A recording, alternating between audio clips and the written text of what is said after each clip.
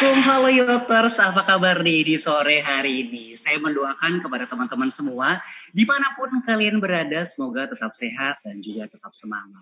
Pertama-tama saya mengucapkan selamat datang di Inspira Webinar Makin Pintar di Rumah bersama dengan saya, Arya Kusuma, yang akan menjadi host di sesi webinar kali ini. Anyway, teman-teman, gimana nih kaos yang saya pakai? Kece kan? Kece dong. Nah, buat teman-teman yang pengen kaos kayak gini juga nih, bisa aja nih langsung cek di youngontop.com/store, karena selain kaos, di Yostore juga ada tumbler, notes, lanyard, dan beragam merchandise kece dari Yot tentunya. Nah, di sesi Inspira Webinar kali ini kita juga kedatangan nih narasumber yang pastinya sudah kita kenal semua lah, nggak asing lagi. Cowok ganteng, mentor saya juga. Yang paling penting adalah masih muda. Siapa lagi kalau bukan Mas Bayu Janitra, CEO dan founder Top Career Indonesia, yang akan sharing kepada kita semua new normal, not so new skill. Dan sebelum acara inti saya mulai, saya juga ingin memberitahu kepada teman-teman semua tentang beberapa peraturan-peraturan di Inspira Webinar pada sore hari ini. Yang pertama, teman-teman bisa nih langsung tanya ke narasumber, yang pastinya di kolom komentar di bawah, karena penanya yang beruntung akan mendapatkan free tiket Inspira Webinar pada tanggal 16 Juli 2020 dari Yongtop di akhir sesi, pastinya langsung diumumin. Lalu yang kedua, teman-teman dilarang banget mencemooh dan juga berkata kasar di kolom komentar. Lalu langsung aja nih, tanpa berlama-lama dan juga berbasa-basi, kita panggil Mas Bayu Janitra selaku CEO dan founder Top Career Indonesia.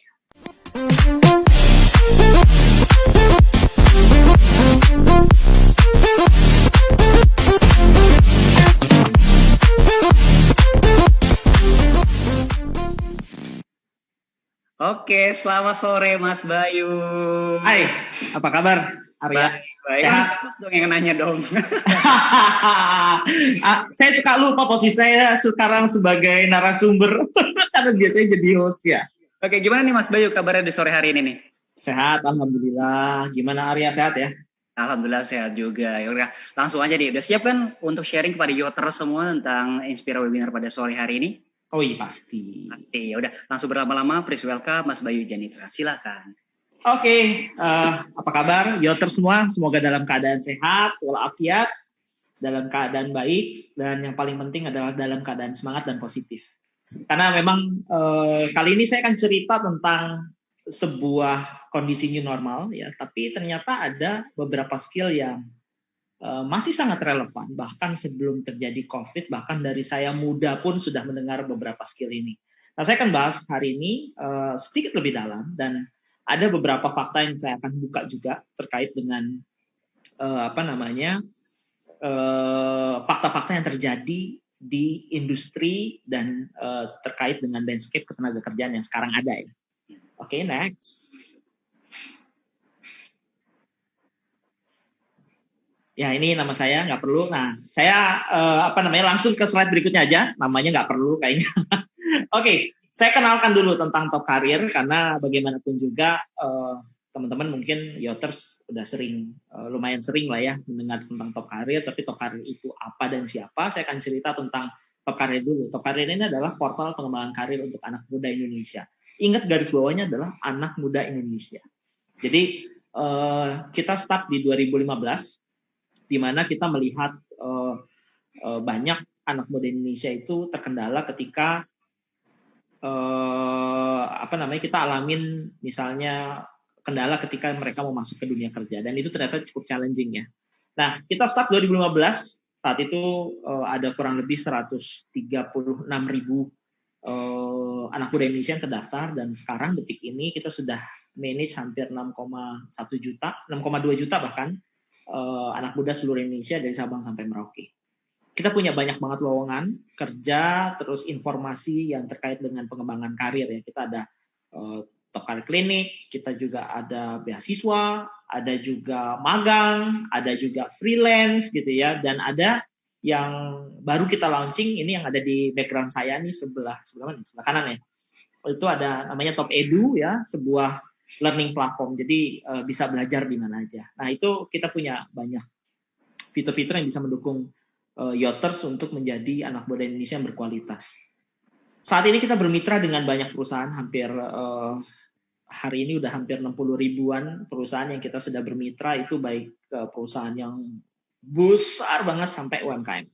Dan ada pelatihan dan sertifikasi, kita kerjasama juga dengan banyak organisasi, ada YOT, sudah pasti yang on top. Terus kemudian kita juga berkolaborasi dengan APindo, Asosiasi Pengusaha Indonesia. Kita juga mitra resmi dari Nahdlatul Ulama dengan NU Karir, ya, di mana Top Karir menjadi teknologi partnernya lah. Nah, next, kita akan bicara ke satu area di mana teman-teman harus saya kasih sedikit sudut pandang terkait dengan apa yang terjadi. Oke, kita lihat ya. Pertama adalah dampak COVID sendiri, ya. Sebenarnya saya agak bosan sih bahas si COVID ini ya. Cuman ya sudah lah ya, tapi nggak apa-apa. Saya akan ngelihat lebih ke sebuah fakta-fakta yang vertikal yang teman-teman mungkin nggak aware. Dari kata data itu sempat dimention bahwa ada kurang lebih 2,8 juta pekerja terpaksa harus dirumahkan. Ya, di rilis berbeda, Wakil Ketua Kadin bilang hampir menyentuh 10 sampai 15 juta. Ya, di mana bedanya? Saya akan cerita. Jadi teman-teman harus bisa bedakan antara dirumahkan dengan di PHK. Ya, dirumahkan belum tentu di PHK. Kalau dirumahkan bisa jadi dia, misalnya contoh ya, kalau di perusahaan industrinya berhenti, saya bilang sama karyawan, saya bilang Anda stay dulu di rumah dengan mengambil unpaid leave. Unpaid leave itu cuti tapi tidak dibayar. Nah, itu bisa disebut dirumahkan. Nah, kalau PHK itu adalah pemutusan hubungan kerja. Jadi ibaratnya si karyawan sudah tidak bekerja lagi di perusahaan tersebut. Nah, angle ini yang sekarang muncul bahwa dengan adanya COVID itu ternyata hadirlah jumlah pengangguran yang jumlahnya luar biasa banyak gitu. Nah, beberapa rilis bilang 2,8 juta, ada yang bilang 10 juta, 15 juta, dan yang lain-lain. Saya akan cerita dari angle yang berbeda sedikit, bahwa yang terdampak tidak hanya para pekerja formal. Jadi pekerja formal itu apa sih? Pekerja formal itu kayak teman-teman yang kerja sebagai karyawan di perusahaan gitu ya. Nah, itu disebut pekerja formal. Nah, ada lagi sebetulnya yang tidak terlihat dan size-nya cukup besar, itu adalah pekerja informal. Bedanya apa dengan pekerja formal? Nah, pekerja informal ini adalah pekerjaan yang kita bisa bilang self-employed atau kita mempekerjakan diri kita sendiri. Contoh misalnya, kalau kalian pagi-pagi lagi diam di rumah, tiba-tiba ada yang keliling jualan bakso, nah itu dia self-employed. Jadi dia punya bisnis, skalanya kecil, omsetnya kecil, dia bisa ngatur kapanpun dia mau jualan, mau hari itu jualan, besoknya tidak, itu termasuk self-employed. Dan dia bekerja untuk dirinya sendiri. Jadi dia nggak punya karyawan. Nah, itu disebut informal. Nah, informal di saat pandemi saat ini memang terpukul cukup kencang sih. Nah, jadi kita harus melihat ini. Saya hadirkan fakta ini untuk apa? Untuk melihat latar belakang bahwa Yoters, kalian yang baru lulus atau yang sedang mencari pekerjaan, kalian akan berkompetisi dengan manusia-manusia Indonesia yang terkena dampak ini. Jadi saya akan men-trigger bahwa kalian harus punya kualitas yang bagus, kualitas yang sangat baik, sehingga perusahaan itu bisa mengconsider untuk merekrut kalian. Itu kata kuncinya ya. Oke, next. Nah, kita lihat dari sisi dampak industri. Nah, teman-teman ini mungkin gambarnya agak kecil, tapi saya akan gampangnya menyampaikan gini. Yang warna hijau adalah yang sebelah kiri ya. Jadi sebelah kiri itu ada education, ada human health and social service segala macam. Nah, yang warna hijau, kuning, merah sampai magenta ya. Warnanya merah, agak-agak pink gitulah, agak-agak ungu ya. Itu adalah dampaknya. Hijau itu rendah, kuning itu medium, merah itu medium high, dan warna magenta atau warna ungu itu adalah high. Jadi yang terdampak akibat COVID. Nah, kalau kita lihat, yang beberapa yang di bawah itu adalah, diantaranya adalah industri transportasi, akomodasi, food service, real estate, dan otomotif. Nah, yang saya harus angkat di sini adalah bahwa industri-industri ini mempekerjakan hampir separuh tenaga kerja di dunia. Bayangkan. Ya, jadi industri ini tuh padat karya. padat karya itu berarti kalau ada satu industri yang disebut padat karya, industri ini menyerap banyak tenaga kerja. Nah, kalau industri ini terdampak dan terdampaknya besar, itu kan saya kasih warna magenta ya, merah gitu, merah tua. High berarti otomatis banyak tenaga kerja di dunia yang terdampak karena industrinya slowing down atau bahkan berhenti atau bahkan tutup atau pilot. Nah, ini kondisi yang perlu kita cermati. Nah, yang hijau itu adalah industri yang dampaknya paling kecil. Kita lihat contoh education. Kita lihat sendiri kan terjadi pandemi, ada PSBB ya, pembatasan sosial berskala besar, social distancing gitu ya. Apakah berhenti belajar? Tidak. Yang berubah adalah caranya. Jadi tetap belajar tapi caranya berubah. Bagaimana dengan health ya, tentang industri kesehatan atau pelayanan publik? Tetap harus ada. Kita lihat sendiri ya, PSBB terjadi, apakah rumah sakit tutup? Tidak. Apakah dokter itu menghentikan pelayanannya? Tidak. Bahkan sekarang sudah bertranslasi menjadi pendekatan yang lebih mudah, yaitu bisa melakukan analisa kesehatan dari rumah misalnya. Nah itu adalah contoh-contohnya. Artinya kita harus melihat.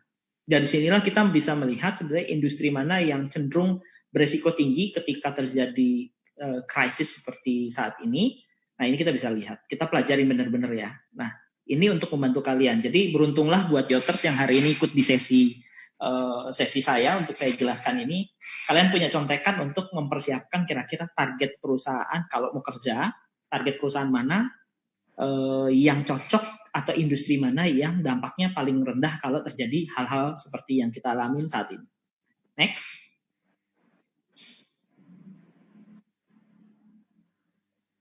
Nah, kalau kita lihat proyeksi industri di era new normal ini, ya, itu ada dua bagian yang kita coba petakan. Nah, ini source dari Metro TV. Dilihat bahwa lama pulih itu seperti hotel, penginapan, pariwisata, dan transportasi. Memang kita lihat ya, ini menjadi cukup tough di industri ini karena memang satu, orang masih takut mau pergi jalan-jalan itu, wah itu kayaknya mengerikan ya, kecuali di Indonesia ya. Di Indonesia nggak usah pariwisata ya, Car Free Day aja bisa rame, padahal masih kondisi kayak gini. Nah ini menunjukkan bahwa sebenarnya kalau ini kita bicara di secara umum ya, bahwa pariwisata memang masih agak berat, terus pulihnya cukup lama, transportasi pun juga sama, hotel penginapan sama. Kita lihat kalau transportasi begitu sudah diterapkan protokoler kesehatan, kita lihat tadi space-nya, misalnya contoh saya ambil maskapai penerbangan, misalnya satu pesawat bisa di-occupied atau bisa diisi oleh 150 orang, sekarang tidak 150 orang, mungkin maksimum cuma 50 orang gitu ya. Nah artinya ini akan cukup lama pulih. Nah tapi ada juga industri yang saat ini diandalkan. Nah saya akan angkat dua area nih. Satu area kesehatan. Kesehatan itu tidak selalu rumah sakit. Ya, industri kesehatan itu termasuk juga pharmaceutical atau industri farmasi. Ya, terus kemudian termasuk industri-industri turunannya. Jadi kayak alat kesehatan, terus obat yang tadi saya bilang farmasi gitu ya, ethical OTC dan segala macam. Nah itu menjadi andalan. Terus yang kedua, pertanian dan peternakan. Sadarkah kita ketika terjadi PSBB kemarin yang paling diburu sama masyarakat ya ketika panik, apa yang diburu? Makanan. Jadi bahan pokok yang dikejar. Jadi beras, pokoknya sembako ya dibeli. Terus frozen food segala macam itu dibeli untuk di stok di rumah karena semua orang panik. Tapi kita lihat, jadi reaksinya manusia secara normal atau secara intuisi itu akan melindungi dirinya sendiri dan keluarganya untuk paling tidak bisa makan. Jadi pertanian dan peternakan ini penting. Lalu diikuti oleh pertambangan dan manufaktur. Nah manufaktur itu unik, terdampak paling kenceng. Tapi kalau berhenti dampak ekonominya besar dan banyak kehidupan yang bergantung di industri manufaktur. Nah, nanti kita bisa lihat contohnya ada beberapa area manufaktur yang begitu ada pelonggaran PSBB mereka langsung recovery secepat-cepatnya. Kenapa? Karena terjadi shifting. Contoh manufaktur pakaian ya, tadinya produksi garment atau pakaian jadi misalnya ya. Nah sekarang mereka sudah shifting untuk memproduksi APD misalnya atau masker misalnya. Nah itu ada beberapa industri manufaktur yang menjadi andalan. Next. Nah, bagaimana kita melihat sudut pandang yang berbeda tentang transformasi digital di era pandemi. Nah, kita lihat ternyata dengan adanya pandemi ini ada hal-hal baru yang muncul. Saya sering cerita di beberapa kesempatan bahwa kehidupan itu seperti hukum fisika tentang energi ya, bahwa energi itu tidak bisa dimusnahkan tapi berubah bentuk. Nah sama dengan adanya pandemi ini, manusia itu melakukan translasi. Tadinya melakukan semuanya offline, dia berganti energinya berubah menjadi transformasi digital. Kita lihat di beberapa data ini di Mobile Marketing Association MMA dirilis ada beberapa platform yang ternyata konsumennya itu mulai mencoba kategori-kategori baru gitu. Contoh misalnya fitness di mobile. Saya sering lihat tuh teman-teman di story lagi planking, terus kemudian ngelakuin burpee, push up, sit ups gitu kan, terus dan yang lain-lain itu dipandu lewat aplikasi. Artinya ada kebutuhan di mana masyarakat butuh sehat tapi butuh panduan. Nah, hadirlah fitness on mobile. Kemudian ada online groceries. Kita udah tahu ya, bahkan orang tua kita kalau yang sudah menikah mungkin istrinya atau suaminya atau keluarganya untuk memenuhi kebutuhan harus belanja dan itu dilakukan secara online. Terus ada digital entertainment, sudah pasti ya. Apalagi hari ini ada berita menarik ya, di salah satu BUMN sudah membuka kanal untuk menonton Netflix misalnya. Nah itu digital entertainment. Terus software-software untuk work from home seperti saat ini misalnya webinar, Zoom, Google Meet itu juga kemudian dulu jarang dipakai, sekarang tiba-tiba hampir semua institusi pakai. Online education ya, online education juga sama, itu diutilisasi dengan luar biasa. Dan yang terakhir yang ternyata muncul dengan gemilang adalah tentang medical consultancy online. Jadi online gimana caranya bisa berkonsultasi tentang hal-hal yang berhubungan kesehatan melalui platform digital gitu. Next. Nah saya kan cerita tentang ini. Nah ini agak sensitif berarti sensitifnya ke kalian ya, bukan ke saya. Jadi sensitifnya adalah gini. Kalau kita lihat, ini dari grafik, biar gampang bacanya gini. Kita lihat di sumbu yang ke atas ya, itu makin ke atas berarti skillnya disinyalir akan makin nggak cocok dengan kebutuhan industri. Jadi makin ke atas, makin permintaannya makin tinggi dari industri, tapi untuk ngejar itu makin susah. Nah, yang bawah itu memperlihatkan tentang bagaimana adopsi artificial intelligence terhadap fungsi-fungsi tertentu. Saya ambil contoh. Nah, ini ada satu highlight yang menarik adalah dalam 3 tahun mendatang ada ketidakcocokan keterampilan terjadi di beberapa fungsi yang bisa dan paling mengadopsi artificial intelligence. Contohnya adalah IT mobile, web design, dan data analytics. Kita udah lihat sekarang, web design itu bahkan sudah bisa di-generate dengan AI. Terus bahkan saya kemarin coba ada beberapa platform yang menawarkan ngebuat logo itu sudah pakai AI. Jadi cuma ditanya, kamu senangnya model logonya kayak gimana, apa nama brandnya, dan segala macam. Kemudian langsung diberikan hasilnya kurang lebih gimana sih logo yang bagus gitu ya. Nah artinya di sini akan sangat suffering di sisi sumber daya manusia untuk ngejar percepatannya. Karena terlalu cepat, pendidikan itu tidak bisa sedinamis itu. Nah maka dari itu kesimpulannya adalah bahwa setiap kita harus bisa belajar dengan cepat. Nah, saya akan masuk ke satu area yang core-nya nanti akan kita bahas di slide berikutnya. Next. Ya, next. Nah, kita akan bahas tentang keterampilan ya. Ini ada beberapa keterampilan yang kalau kalian perhatikan secara baik ya sebenarnya. bahkan Mas Billy, terus kemudian Kang Riki, Mas Alex itu sering membicarakan ini bahkan sebelum terjadi pandemi, ya. Critical thinking, ya. Itu critical thinking itu nggak harus nunggu pandemi, makanya sesuai dengan judul hari ini bahwa ada keahlian-keahlian yang perlu atau keterampilan-keterampilan yang kita perlu miliki, ya. Padahal ini sebenarnya keterampilan yang sudah diajarkan sudah cukup lama, tapi kita nggak aware mungkin. Nah, yang satu adalah berpikir kritis. Yang kedua adalah bagaimana memiliki kecerdasan emosional, ya.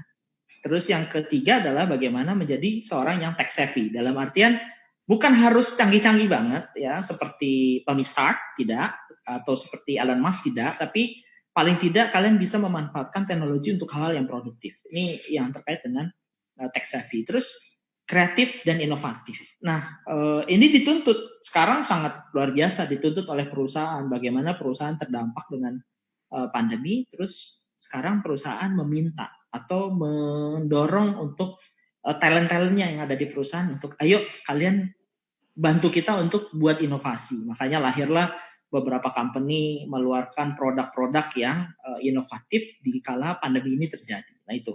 Terus mudah beradaptasi dan fleksibel, ya. Jadi adaptasi fleksibel itu udah diajarkan oleh orang-orang tua kita dulu. Makanya buat teman-teman yang merasa kayaknya saya susah deh untuk untuk beradaptasi dengan lingkungan sekitar gitu ya. Nah itu sebenarnya sudah diajarkan dari kita kecil. Bagaimana kita bisa beradaptasi dan fleksibel.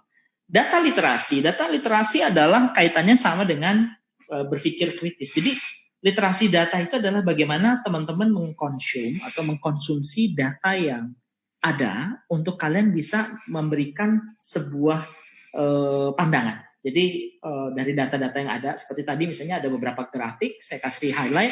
Nah teman-teman akan gunakan highlight itu sebagai cara untuk memberikan atau mendapatkan referensi yang clear. Terus keterampilan digital dan coding, ya. Digital dan coding itu dan atau.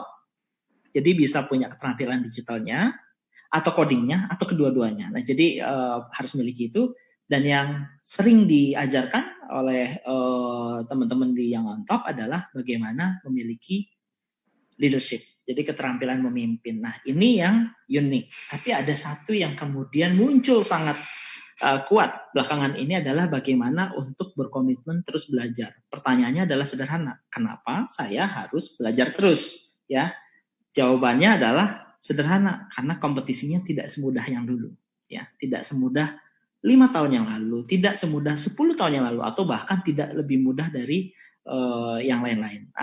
Jadi yang saya mau angkat adalah komitmen kita untuk terus belajar. Maka buat Yoter semua yang hari ini join di dalam sesi yang saya share ini, saya bersyukur sekali sebenarnya teman-teman yang ada di Facebook yang lagi nonton menyaksikan ini di Inspira Webinar, kalian sudah punya komitmen yang luar biasa. Komitmennya adalah untuk terus belajar. Next.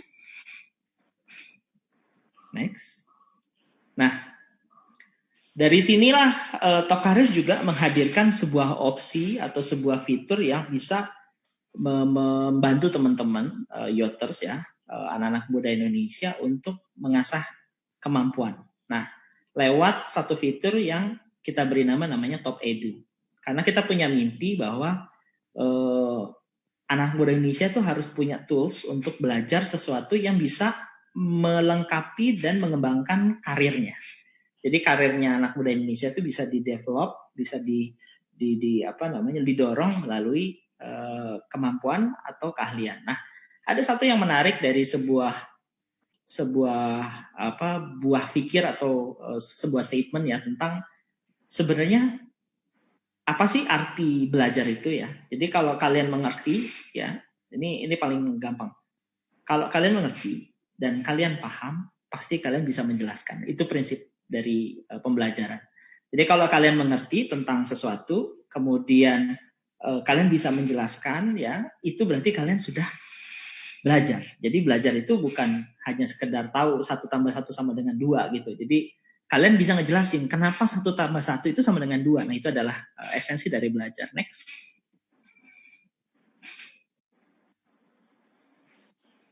Nah, yang kedua adalah ini juga kadang-kadang dilupakan oleh banyak anak muda Indonesia adalah sebenarnya di mana kekuatan kamu. Jadi kamu harus tahu sebenarnya minat sama bakat kamu tuh di sisi mana sih.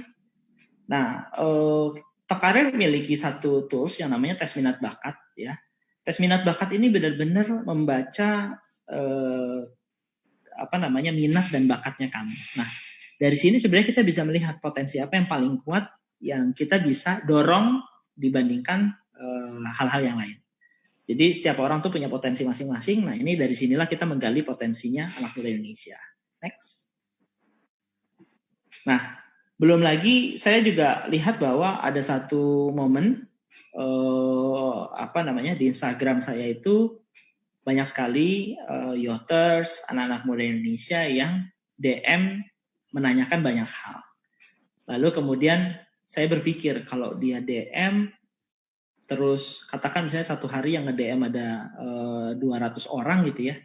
Kebayangkan itu kan akan amat sulit gitu. Di samping itu juga kurang personal gitu untuk diskusinya.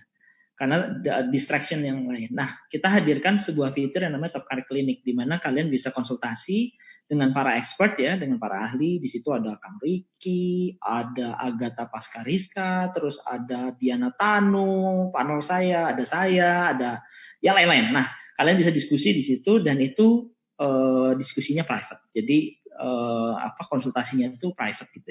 Nah, kamu bisa utilisasi ini. Artinya apa? Di Top Career itu kita punya banyak fitur yang sebenarnya bisa mendukung pengembangan karir kalian. Jadi jangan khawatir dengan kondisi bahwa sekarang kompetisinya makin sulit, banyak pengangguran ya karena terkena PHK dan banyak juga pengangguran yang karena bulan Juni, Juli dan Agustus bulan depan itu akan banyak yang baru lulus dari university atau akademi ya atau sekolah tinggi. Artinya kalian akan berkompetisi dengan lebih banyak anak-anak muda Indonesia dan masyarakat Indonesia yang kemarin kena PHK. Jadi kalian bisa kebayangkan kompetisinya. Nah, dari situlah saya ingin mendorong bahwa satu, kalian bisa identifikasi industrinya, kira-kira industri apa yang kalian bisa targetkan. Yang kedua adalah kalian harus terus belajar, karena belajar itu nggak boleh berhenti, harus terus-terusan belajar ya. Caranya gimana? Caranya banyak, mau nonton YouTube kayak, mau lihat Instagram, mau lihat Twitter, mau lihat mana, mau pakai Top Edu silakan. Nah, jadi intinya adalah belajar.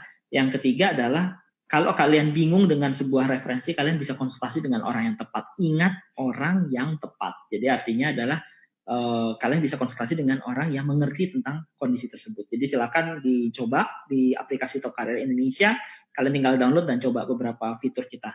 Nah, yang terakhir adalah ini ada satu quote yang bagus ya dari Abraham Lincoln, Presiden Amerika Serikat, ya benar ya, ke-16 ya, yang bilang, aku akan belajar untuk mempersiapkan diri dan suatu hari peluangku akan datang, which is adalah ini yang sering disebut sama orang Jawa tuh bejo atau orang yang beruntung. Orang yang beruntung adalah orang-orang yang memiliki ilmu, memiliki kemampuan, memiliki skill ya, dan ketika kesempatan itu datang dia bisa menjawabnya. Kurang lebih itu yang bisa saya share hari ini. Silakan buat yoters yang mau ada pertanyaan, nanti saya akan coba jawab. Thank you. Oke, thank you banget Mas Bayu. Thank you banget. Sharingnya keren banget, dari tadi saya merhatiin sekali. Ada beberapa pertanyaan juga yang sudah masuk dari teman-teman yoter semua. Cuman untuk pemula, untuk mengawali, saya pengen banget menurut pandangan Mas Bayu nih, tadi secara besar, bagaimana sih sebenarnya gambaran orang bekerja atau berkegiatan di era new normal, atau bahkan mungkin kita tidak bisa balik lagi nih ke normal sebelumnya gitu. Iya. Bayu seperti apa sih? Ya, pertama saya akan bahas terminologi new normal ya. New normal sendiri menurut saya sebenarnya nggak new normal juga sih. Sebenarnya kita balik ke normal yang lama sebenarnya ya. Normal yang lama di mana kita lebih peduli sama kesehatan gitu ya. Secara budaya pun sudah turun temurun dari zaman kakek nenek moyang kita pun juga sama kan. Apalagi kalau sebagian dari kita ingat dulu ajaran orang tua kita, kalau dari luar pulang jangan lupa cuci kaki, cuci tangan. Itu kan udah zaman dulu ya. Jadi ini sebenarnya nggak terlalu new normal, tapi memang iya bahwa kondisi ada protokoler tambahan tentang kesehatan yang terkait dengan COVID ini. Artinya bahwa akan terjadi perubahan yang cukup signifikan di perusahaan. Kita lihat sendiri sekarang, menurut peraturan dari Dinas Kesehatan ya dan Dinas Ketenagakerjaan, ini cuma saya bicara di Jakarta, tapi ini juga pasti diterapkan di provinsi lain ya, bahwa ada standar-standar tertentu yang harus dipenuhi oleh perusahaan terkait protokoler kesehatan. Yang pertama, disediakan fasilitas untuk membersihkan. Jadi hygiene ya. Hygiene tools, jadi bisa tempat cuci tangan, sabunnya, mulai dari segala macam, termasuk absen sekarang udah nggak dipakai gitu ya, absen yang pakai fingerprint tuh, udah mulai dihindari gitu ya. Terus yang kedua adalah tentang bagaimana aturan tersebut mengangkat tentang okupansi. Jadi misalnya satu kantor diisi oleh 50 orang, nah sekarang nggak boleh 50 orang, hanya boleh sampai 50% maksimal. Jadi cuma 25 orang saja. Artinya supaya biar ada space untuk space yang safe atau space yang aman buat para tenaga kerja atau para pekerja. Itu kedua. Yang ketiga adalah fasilitas untuk isolir. Itu juga sebenarnya secara regulasi diatur tuh. Jadi boleh bekerja, perusahaan boleh buka, tapi harus disiapkan fasilitas untuk keamanan atau isolasi dari karyawannya. Misal tiba-tiba lagi di kerja, tiba-tiba ada yang batuk, ya kan? Tiba-tiba pilek atau gimana. Nah itu. Jadi memang pasti ada yang berubah. Itu dari segi protokol kesehatan. Nah ini kita bicara yang segi kedua nih, Arya. Jadi yang kedua ini agak lebih unik, yaitu dengan bagaimana cara perusahaan itu beroperasi. Ya. Berganti nih operasinya. Tadinya semua didiskusikan secara offline, sekarang mulai online. Terus kayak yang ngontop kan, sekarang kantor udah nggak wajib lagi ya kan, jadi rumah kita namanya. Karena melihat banyak pekerjaan yang bisa dilakukan remote, banyak pekerjaan yang bisa dimonitor secara online. Ya, jadi artinya harusnya kualitas hidup kita jadi jauh lebih baik. Gitu. Nah, itu contohnya. Jadi ada translasi kedua. Yang ketiga adalah satu kondisi di mana perusahaan itu harus survive dengan kondisi yang ada. Ya, artinya survival mode. Dengan cara apa? Berinovasi. Ya kan, company tadinya nggak bisa jual. Contoh ya, saya kasih contoh. Ada perusahaan yang bergerak di bidang restoran, ya. Terus ketika PSBB terjadi, pandemi terjadi, mereka nggak boleh jualan karena memang mallnya juga tutup gitu kan. Apa yang terjadi? Mereka ngejual bahan makanannya, ya, RTC sebenarnya ready to cook, ya, secara online. Jadi kita bisa makan makanan tersebut, tapi kita olah di rumah. Tapi bahan makanannya dari si brand tersebut, restoran ini. Gitu. Artinya kan inovasi itu namanya ya. Nah ini yang berubah. Terus bagaimana juga bertranslasi sekarang setelah masuk ke arah new normal, bagaimana yang harus didorong adalah multitasking. Sorry, saya ralat. Multitasking udah nggak relevan sekarang. Saya punya istilah yang lebih bagus, yaitu adalah cognitive flexibility. Nah, jadi fleksibilitas kognitif kita. Artinya nggak harus multitasking, tapi fleksibilitas kognitif adalah di mana kita bisa melakukan sesuatu, itu fokusnya kita bisa lakukan secara fleksibel. Misalnya ya, video call, jamnya jam makan siang sambil makan, tapi ada diskusi tentang pekerjaan. Nah itu fleksibel kognitif. Kenapa? Karena mau nggak mau ketika mulutnya membuka terus makanannya masuk ke dalam mulut, kita harus fokus pada proses itu kan. Tapi ketika kita mengunyah, kita lepaskan flexibility kognitif kita ketika mengunyah, kita bisa fokus kepada meetingnya. Itu contoh. Ya, jadi ini istilah baru ya, flexibility kognitif. Nah, itu sih, jadi ada perubahan-perubahan di sisi itu. Kurang lebih begitu. Oke, baik. Ini ada pertanyaan nih dari Skolastika Tani Brata. Mas Bayu, saya mau tanya, banyak perusahaan kecil yang bangkrut dan juga tidak dapat bertahan di masa pandemi ini seperti sekarang. Apakah ada nih tips dari Mas Bayu agar menetapkan strategi agar perusahaannya dapat bertahan di masa pandemi ini? Terima kasih. Oke, jadi gini. Kalau bicara bertahan di era pandemi ini sudah tentu banyak faktor ya. Tapi saya akan kasih highlight tentang bagaimana caranya. Ya, yang pertama adalah kita harus menganalisa dampaknya dulu. Jadi dengan adanya pandemi tersebut, bisnis kita atau perusahaan ini sebenarnya yang terdampak di sisi mana dan yang paling besar terdampak apa. Ya. Terus setelah kita melakukan identifikasi, analisa terhadap dampaknya, kita masuk ke step kedua, yaitu adalah reorientasi. Jadi orientasi atau apa namanya tujuan atau apa yang mau kita sasar dari perusahaan tersebut, misalnya ternyata terkena dampak, berarti kan kita harus mentranslasi itu, harus kita robah kan. Nah ini namanya reorientasi. Nah kita robah tujuannya, kita robah, kita readjust. Tapi kemudian reorientasi itu tidak hanya pada hulunya saja, pada hilirnya saja, tapi itu pada hulunya, ya kan? Tujuannya berubah ya. Misalnya tadinya saya perusahaan transportasi, saya punya tujuan adalah mengantarkan penumpang sampai ke tempat tujuan gitu kan. Kan orangnya nggak ada yang terbang atau nggak ada yang ikut transportasi saya gitu kan. Nah pertanyaannya adalah kita harus reorientasi. Pertanyaannya adalah terus apa yang kita antarkan kalau bukan manusia? Ya kan? Artinya bisa berganti. Apakah itu barang? Apakah itu yang lain gitu. Nah artinya dari situlah kita bisa menemukan, oh berarti saya harus nganterin barang. Tapi orientasinya kan jadi berubah di hulunya kan. Benar nggak? Kalau manusia yang kita antar dengan transportasi kan dia ada proses check-in, check ID segala macam sampai dia naik ke kendaraan tersebut sampai ke tempat tujuan. Kurang lebih gitu kan. Nah ini kalau barang beda lagi. Nah jadi ada reorientasi. Nah setelah reorientasi kemudian melakukan post assessment. Jadi setelah dilakukan assessment, kira-kira dengan hal itu berhasil nggak sih? Ada nggak perubahan dari segi pendapatan perusahaan? Nah ini yang bisa dilihat sih sebenarnya. Nah pertanyaannya adalah kalau Scholastica tadi tanya, ada nggak cara menerapkan strategi supaya bertahan di masa pandemi? Memang nggak ada cara lain, adalah kita harus analyze kemudian kita berinovasi. Kata kuncinya dua itu aja. Analis dan ya, jadi kita harus menganalisa, terus kemudian kita harus berimprovisasi atau berinovasi. Oke, baik. Gitu. Saya mau nanya lagi nih, tadi kan soal strategi. Lalu kira-kira apa sih Mas yang sekiranya akan meningkat atau menurun prospeknya di new normal seperti ini?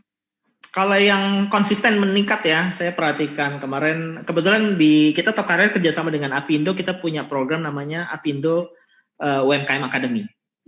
Jadi kita ajak para pelaku UMKM ataupun yang baru mau bisnis gitu ya, yang nggak tahu harus gimana, nah kita ajak mereka untuk join di dalam program ini. Nah kemarin tuh ada menarik adalah ternyata setelah kita perhatikan industri pangan itu luar biasa loh. Ya, saya kasih contoh industri pangan. Karena banyak saudara-saudara kita yang work from home, tidak ke kantor, punya waktu lebih banyak, mereka mulai bereksperimen, nyobain buat tadinya saya nggak tahu cara buat bakso tahu, lihat di YouTube kan, oh cara buat bakso tahu tuh begini gitu kan, dia buat tuh bakso tahu, terus kemudian dia belajar, setelah jadi bakso tahunya dijual, tapi kalau dijual cuma tahan 2 hari ya kan, mulailah dia belajar teknik bagaimana memvakum produknya, jadi divakum biar kedap, jadi lebih tahan lama, dimasukin freezer, dia jual produknya dalam bentuk RTC atau ready to cook, gitu kan. Nah, hal-hal ini terjadi nih, ya. Jadi pangan bakal luar biasa. Pangan akan terus growing. Yang agak berat, memang jujur aja tadi kalau dilihat pembahasannya, pariwisata memang agak cukup terdampak luar biasa sih. Pariwisata karena walaupun ya wisatawan domestik sudah mulai ya seperti tadi saya cerita kan, PSBB dilonggarkan aja itu Car Free Day udah rame gitu kan. Tapi tetap pasti ada protokoler yang tidak bisa dipenuhi oleh pelaku industri gitu ya. Nah ini yang ngebuat agak berat sih industri. Jadi kalau industri yang menjanjikan, saya pikir pangan dan yang hal-hal yang berhubungan dengan kesehatan ya. Kesehatan itu termasuk 2 ya, kesehatan fisik dan mental. Kan sekarang banyak tuh anak-anak muda mulai buat instastory, aduh gila bosan banget di rumah mulu gitu kan, udah mulai udah mulai agak goyang lah. Gitu bro. Selanjutnya nih dari Gregorius Indra. Selamat sore Ya, Mas Bayu, izin bertanya nih. Di era new normal seperti sekarang, apakah ada solusi untuk entrepreneur muda yang ingin membangun sebuah bisnis. membangun sebuah bisnis di era new normal ini? Oke. Wah, ini pertanyaan menarik. Nah, ini kaitannya sama pernyataan saya yang tadi, Bro. Jadi, saya akan bilang bahwa gini, banyak yang kemudian berpikir, ya udah deh, saya daripada cari kerja dan gak dapat, saya harus cari solusi gitu kan. Mulailah mereka explore untuk cari bisnis apa ya, pertanyaan gitu kan. Bisnis itu ada jenisnya macam-macam. Tapi saya akan bilang bahwa yang paling penting pertama adalah kalian harus cari referensi dulu. Karena di bisnis itu kan banyak jenisnya. Contoh ya, pertanyaan saya sederhana adalah reseller sama dropshipper itu bisnis bukan? Bisnis gitu. Cuma size-nya aja beda gitu kan. Terus franchise itu bisnis bukan? Bisnis franchise ya kan. Artinya bisnis itu banyak banget jenisnya. Nah, yang kita harus lakukan adalah kita melihat dan mengidentifikasi dan cari tahu bisnis mana yang kira-kira cocok dan sejalan sama kita. Cocok itu ada dua angle. Satu, cocok modalnya, cocok mentalnya. Ya kan? Kalau kita modelnya mentalnya, aduh, saya tuh kalau dikomplain sama customer tuh, aduh, kayaknya gimana gitu rasanya. Terus saya tuh kalau ngebangun brand tuh harus mood, ya kan? Kalau seminggu nggak mood kan kelar tuh. Nah, mungkin kalau kondisinya kayak begitu, saya sarankan bisnisnya bisnis franchise. Karena kita nggak punya kewajiban untuk ngebangun brandnya, justru franchise owner atau franchisernya itu ya, franchise yang menerbitkan franchise itulah yang membangun brandnya, gitu. Nah, kita tinggal ngebuat point of sales aja, jadi ada tempat untuk jualan, ya udah kita jualan produknya dia, mau itu bentuknya teh ke, mau bubble-bubblean, mau ayam bumbu olahan dan yang lain-lain, kan itu franchise banyak ya, dan mulainya juga beragam, mulai dari 1 jutaan sampai miliaran rupiah gitu, puluhan miliaran rupiah juga ada jenis franchise itu. Nah, jadi harus dilihat. Nah, caranya gimana? Nggak ada cara lain, adalah kita harus banyak dapat informasi, belajar, ikut sesi, ikut webinar. Contohnya Gregorius Indra harus ikut Apindo UMKM Academy. Di situ banyak banget informasi menarik. Kita udah kemarin 2 kali kita sesi pertama kita bahas tentang coklat, tentang bisnis pangan. Terus kemarin kita bahas tentang agroindustri, tentang daun kelor. Nah, buat yoters yang mungkin belum aware, tolong dicek di Instagramnya Top Karir ya, Top Karir Indonesia. Kita punya banyak aktivitas. Gitu, bro. Ada pertanyaan lagi nih dari Monica Zahra nih. Tadi mungkin dia menyimak salah satu yang terdampak adalah sarana transportasi. Dia bertanya, satu-satunya transportasi yang efektif dan efisien untuk berangkat ke kantor adalah KRL. Sedangkan kondisi saat ini kan ada pembatasan dan juga penumpukan penumpang di stasiun. Nah, dia khawatir nih Mas akan tersebut. Adakah saran untuk dia bagaimana? Apakah harus negosiasi kepada kantor atau bagaimana? Karena tadi Mas Bayu juga mention untuk kerja di rumah, kalau pakai kendaraan umum lebih baik kerja di rumah, seperti apa? Ya. Nah, jadi Monica memang saat ini jadi prioritas bagaimanapun juga ya kondisinya adalah kesehatan dan keselamatan kamu dan keluargamu dulu. Ya. Ini penting buat buat setiap individu, dan itu adalah hak kita. Dan itu merupakan kewajiban perusahaan. Nah, jadi artinya apa? Artinya adalah kata kuncinya Monica harus bisa komunikasi dengan baik kepada perusahaan melalui HR. Jadi ketemu aja dengan HR. Bilang kondisinya adalah saya menggunakan KRL. Di rumah saya ada sekian orang yang usianya rentan dan beresiko. Contoh misalnya orang tua kita usianya udah di atas 45 tahun. Terus kemudian adik kita ada yang masih balita.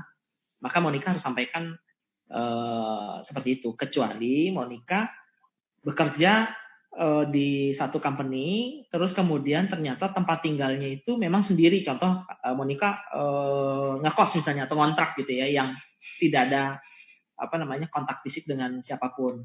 Nah, harus dibicarakan. Jadi nggak perlu khawatir. Kenapa? HRD itu bukan polisi, HRD itu bukan penegak hukum. Tenang, HRD itu adalah teman kita untuk kita berkomunikasi dengan perusahaan. Karena HRD itu mewakili pemilik bisnis para pimpinan, nah HRD itu mewakili itu. Jadi Monica ngomong aja sama HRD-nya, kayak gini, ada resiko begini. Nah itu nanti bisa dikomunikasikan. Semoga nanti ketemu caranya ya. Kalau Monica masih ragu, silakan DM saya, nanti saya coba bantu dengan cara yang lain. Oke, thank you banget. Ada pertanyaan selanjutnya, mungkin Ya. masih sering banget ditanya ini dari Mona Carolina Tamba. Mas Bayu, bagaimana sih mempersiapkan masyarakat agar dapat siap menghadapi new normal? Mungkin lebih ke skill ataupun hal lainnya seperti apa, Mas? Kalau saya bilang yang paling saya soroti masalah mental ya. Oke.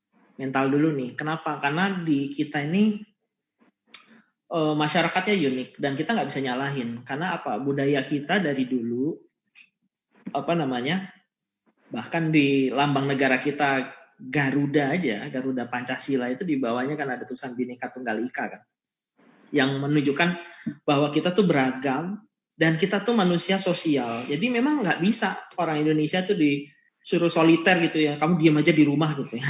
Itu agak berat memang. Jadi mentalnya yang harus di reshape atau disiapkan.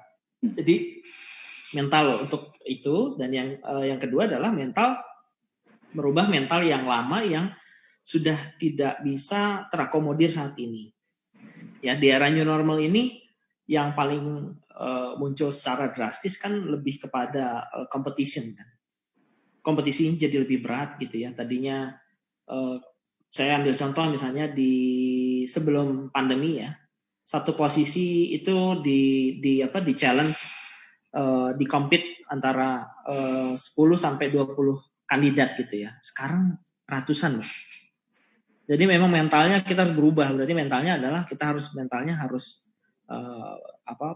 bisa belajar gitu. Mentalitinya adalah positif dan harus belajar terus ya. Mau gimana lagi? Nah, itulah salah satu cara untuk masyarakat kita itu bisa mempersiapkan new normal ini gitu. Dan yang kedua adalah melihat peluang. Nah, ini yang peluang inilah saya bilang peluang itu nggak bisa ditunggu. Artinya apa? Harus diraih. Makanya kalau ada webinar dari yang on top, ada Inspira webinar, ada Top Karir ngebuat webinar apa, ikut aja. Kenapa? Nggak ada ruginya sama sekali. Percaya sama saya, nggak akan ada ruginya. Minimal banget ya. Ya minimal kalian dapat informasi yang lebih cepat dibandingkan teman-teman yang lain. Artinya kalau di situ informasinya cocok ya kita bisa ngambil itu sebagai kesempatan. Gitu. Oke. Terakhir nih Mas, top word atau mungkin pesan dan saran bagi para teman-teman Yoter semua yang mungkin fresh graduate ataupun teman-teman yang mungkin sedang dirumahkan, apa nih top words dari Mas Bayu sendiri?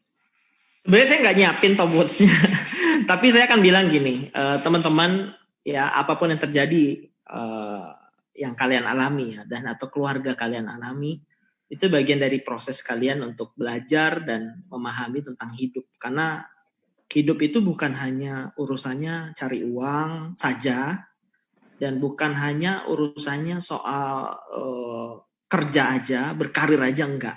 Intinya hidup itu harus holistik ya.